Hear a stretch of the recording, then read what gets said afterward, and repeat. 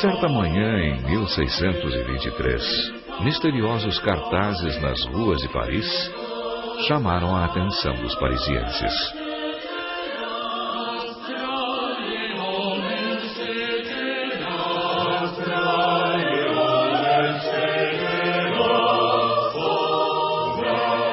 Nós, delegados do Colégio Principal dos Irmãos da Rosa Cruz, estamos fazendo uma visita visível e invisível a esta cidade pela graça do Altíssimo, para o qual o coração do justo se volta.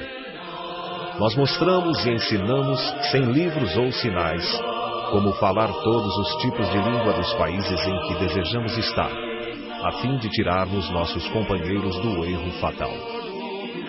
Se alguém desejar nos encontrar por mera curiosidade, jamais se comunicará conosco. Entretanto, se de fato a vontade o fizer somar seu nome ao registro da nossa fraternidade, nós, que avaliamos pensamentos, faremos com que ele veja a verdade das nossas promessas, porquanto não estamos estabelecendo nossa casa na cidade, uma vez que pensamentos somados à vontade sincera do leitor serão suficientes para nos tornar cientes dele e ele de nós.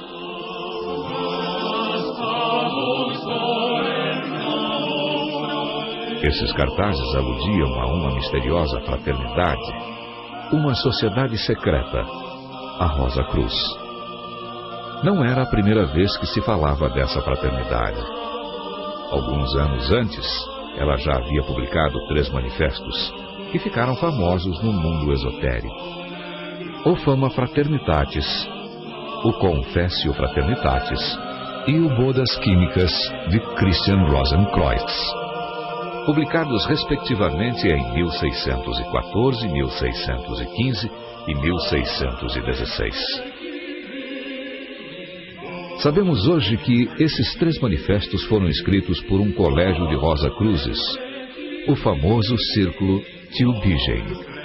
Entre eles estavam Johann Valentin Andrea, Tobias Hess, Johann Arndt, Abraham Holzer e Christopher Besold, para citar apenas os mais importantes. Todos apaixonados por hermetismo, alquimia e cabala.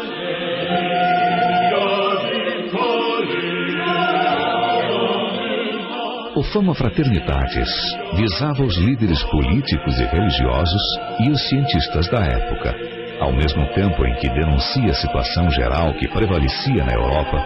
Esse documento revela a existência da Ordem da Rosa Cruz através da alegoria de Christian Rosenkreuz, desde a jornada que ele empreendeu pelo mundo afora, antes de encontrar a fraternidade dos Rosa Cruzes, até a descoberta de sua tumba.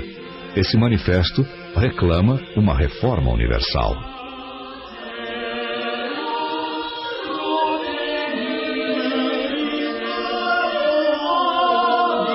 O Confessio Fraternitatis completa o primeiro manifesto.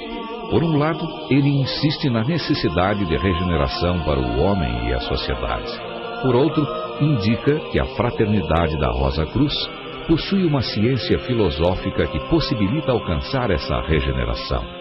Dirige-se, portanto, sobretudo ao buscador que almeja participar na obra da ordem e trabalhar para a felicidade da humanidade.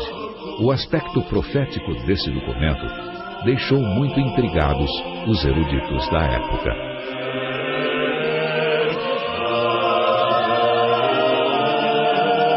O Bodas Químicas de Christian Rosenkreuz está escrito num estilo muito diferente dos 2 primeiros manifestos. Ele descreve a jornada de iniciação que representa a busca da iluminação. Essa jornada de 7 dias acontece basicamente num misterioso castelo, onde vai ser celebrado o casamento de um rei e uma rainha. Simbolicamente, as Bodas Químicas descrevem a progressão espiritual que leva o iniciado a atingir a união entre sua alma, a noiva, e Deus, o noivo.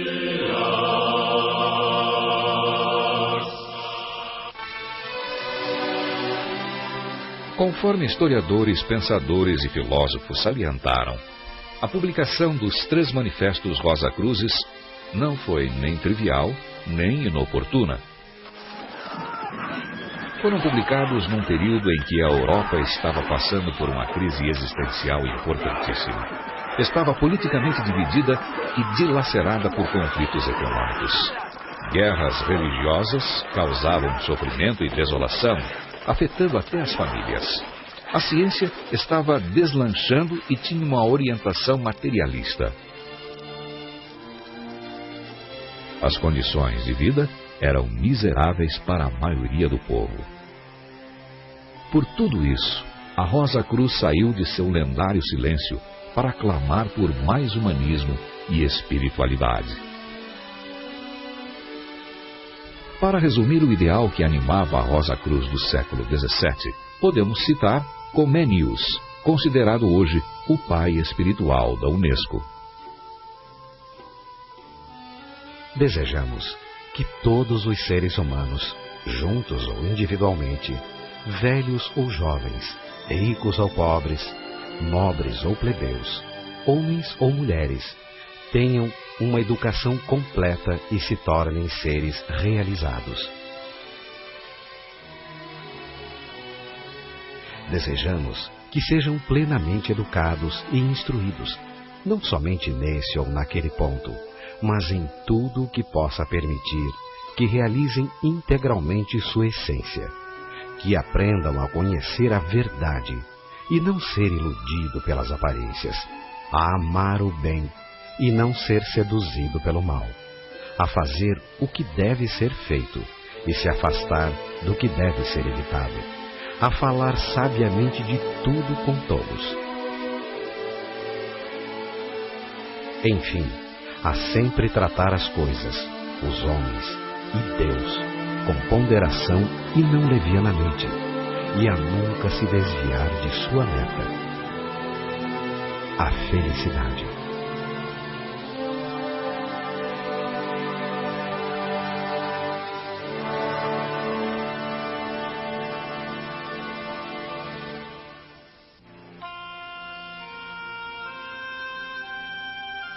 Ainda que a origem histórica da Rosa Cruz esteja no século XVII, sua herança tradicional é muito mais antiga. Alguns historiadores do esoterismo pensam que ela remonta ao Egito Antigo, mais exatamente ao período de Amenhotep IV, também conhecido como Akhenaton.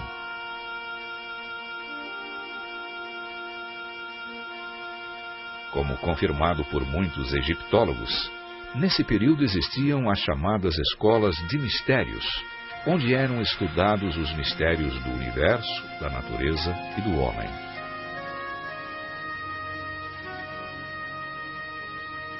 Esse estudo deu origem à gnose, um conhecimento secreto que seria perpetuado pelos séculos afora. Do Egito, foi para a Grécia Antiga, passando pelos pitagóricos e depois para a Roma Antiga, por intermédio dos neoplatônicos. Os alquimistas da Idade Média o herdaram e o transmitiram para a Rosa Cruz do século XVII. Michael Mayer, que era membro da Fraternidade Rosa Cruz da época, disse: "Nossas origens são egípcias, bramânicas, oriundas dos mistérios de Eleusis e de Samos, dos magos da Pérsia, dos pitagóricos e dos árabes."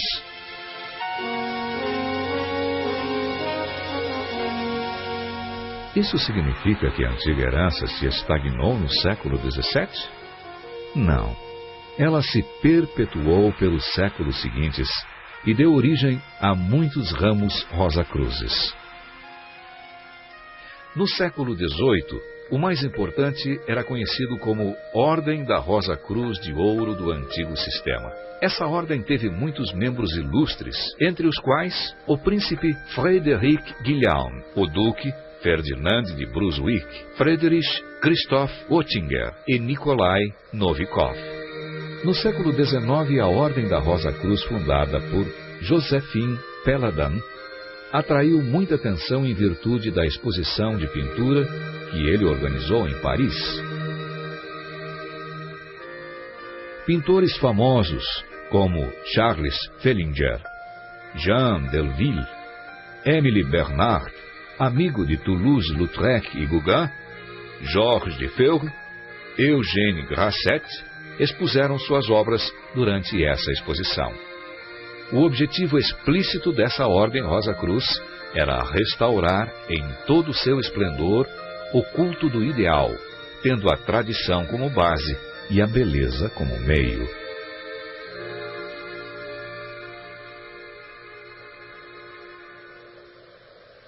Uma outra escola de pensamento, a livre maçonaria, nasceu na Inglaterra no século XVIII.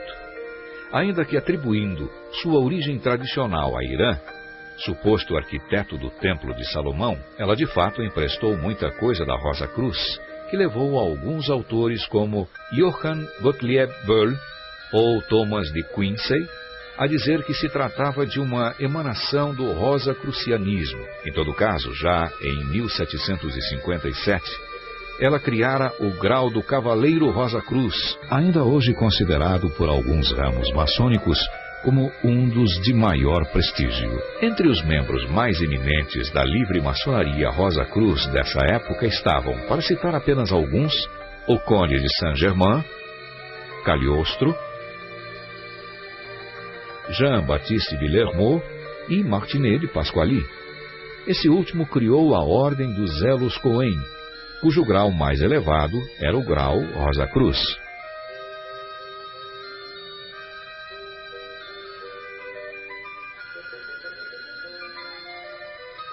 Desde o início do século XX, a herança Rosa Cruz está sendo perpetuada no mundo pela Antiquus Mysticusque Ordo Rosae Crucis, isto é, a antiga e mística Ordem da Rosa Cruz, cuja sigla é a MORC.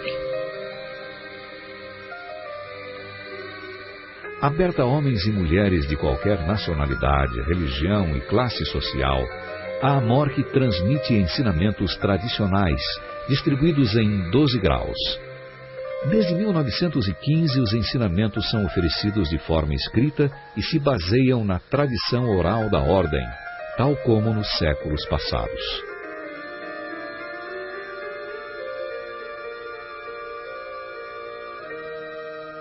Além disso, os Rosa Cruzes podem se reunir voluntariamente em lojas para efetuar sessões de trabalho coletivo.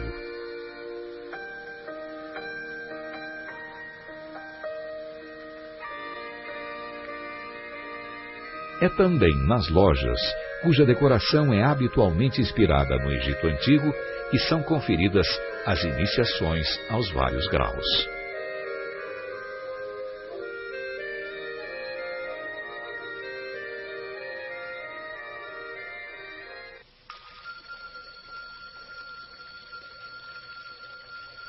De que tratam os ensinamentos Rosa Cruzes?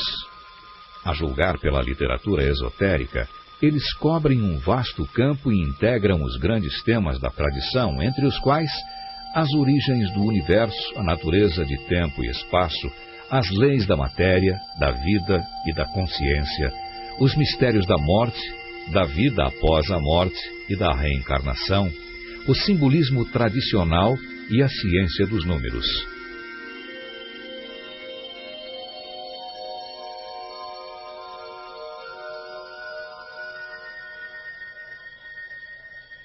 Os Rosa Cruzes se interessam também pelos elos ontológicos que existem entre o homem e Deus, e eles consideram o grande arquiteto do universo, isto é, a inteligência absoluta que está na origem de toda a criação e de tudo o que ela contém nos planos visíveis e invisíveis.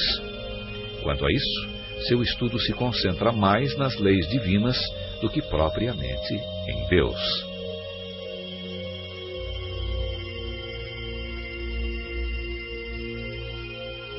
Em paralelo aos seus estudos específicos, os Rosa Cruzes professam uma filosofia fundamentada na alquimia espiritual.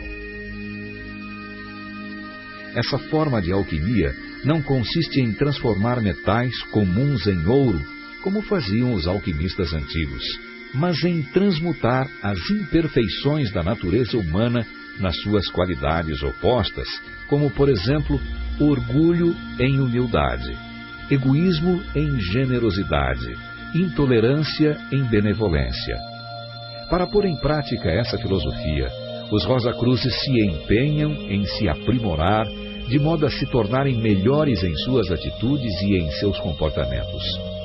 Para eles, o mal existe na Terra somente porque os homens são complacentes com suas fraquezas e não aspiram suficientemente ao bem.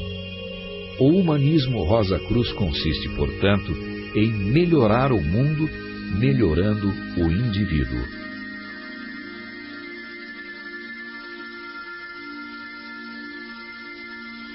Isso levou um escritor contemporâneo a dizer: a alma da Rosa Cruz é parte integrante da alma do Ocidente, que é humanista e espiritual. Ela é uma de suas facetas, ou uma de suas joias, refulgindo beleza, amor e pureza.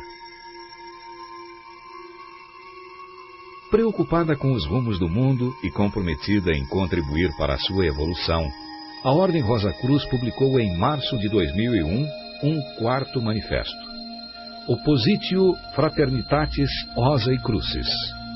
Enquanto os 3 manifestos publicados no século XVII se dirigiam à elite intelectual, esse novo manifesto visa um público mais amplo.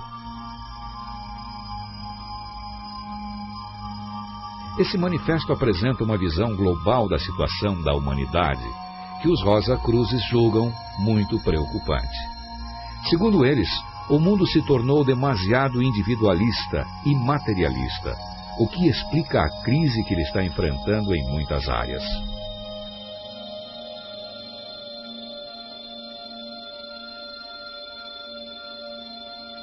Para resolver essa crise, os Rosa Cruzes clamam por mais humanismo e espiritualidade, para que a Terra se torne um lugar de paz, harmonia e fraternidade.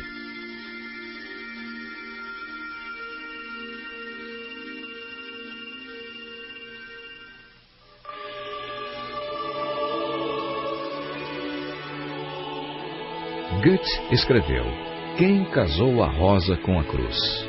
Ninguém sabe. A cruz foi usada por vários fins em muitas culturas e tradições, desde tempos muito remotos.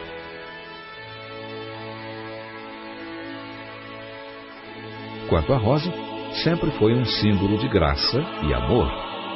Para os Rosa Cruzes, a união desses 2 símbolos tem uma significação toda própria. A cruz simboliza o corpo físico do homem e a rosa, em seu centro, simboliza sua alma no processo de evolução. Juntos, a rosa e a cruz representam, portanto, a dualidade do ser humano e o fato de que ele evolui de vida em vida rumo à perfeição. De acordo com a tradição Rosa Cruz, quem atinge a perfeição não é mais obrigado a reencarnar. Eternamente desabrochada, a rosa de sua alma não precisa mais da cruz para se aperfeiçoar e está para sempre na imensidade divina.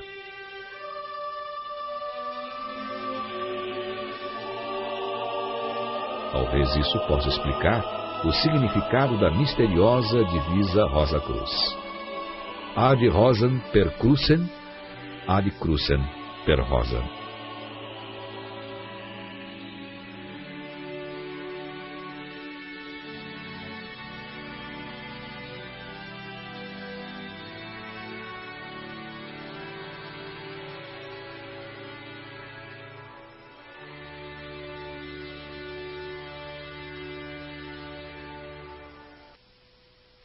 Dos séculos passados até hoje, muitos Rosa Cruzes têm sido o eco do ideal de sabedoria que os inspirava e ainda hoje os inspira. O maior de todos os erros é estar enganado em relação à verdadeira meta do conhecimento, pois poucas pessoas o procuram visando usar o divino dom da razão em prol da humanidade. Como me seria possível saber que não sou perfeito, se eu não tivesse nenhuma ideia do ser perfeito, com o qual posso me comparar e conhecer as imperfeições de minha natureza? Se o conhecimento estivesse ao alcance da mão e pudesse ser encontrado sem qualquer dificuldade, seria certamente negligenciado. Tudo que é nobre é tão difícil quanto raro. Essa tão extraordinária ordenação do Sol, dos planetas e dos cometas só pode ter como fonte a intenção de um ser inteligente e poderoso, que tudo rege e que denominamos Grande Regente Universal. Avançar para a perfeição. O verdadeiro bem é aspirar à semelhança com a divindade. É avançar para a unidade entre a criatura e o Criador. Cada delito cometido contra nossa divina imortalidade é um débito que contraímos livremente para conosco e que terá de ser pago nesta encarnação ou na próxima. Deus deu ao homem um valioso amigo, a alma, que incessantemente se faz ouvir e o guia para a luz, que ele está buscando mais ou menos conscientemente. A natureza pode ser comparada ao corpo do ser imenso que chamamos Deus. Ele age e fala através dela, porque ela é seu grande livro. O verdadeiro conhecimento baseia-se em tolerância verdadeira. Da tolerância verdadeira vem a compreensão plena, e a verdadeira compreensão dá nascimento à paz que ilumina e purifica. Todos os seres humanos têm uma filiação comum. São da mesma essência espiritual e vêm do mesmo Criador. Todos são, portanto, irmãos e irmãs, a despeito de raça, crença ou outras distinções. Apesar de todas as vicissitudes que a vida tem, ela é o maior de todos os presentes, porque possibilita que todos os seres humanos se realizem espiritualmente e deem o melhor de si.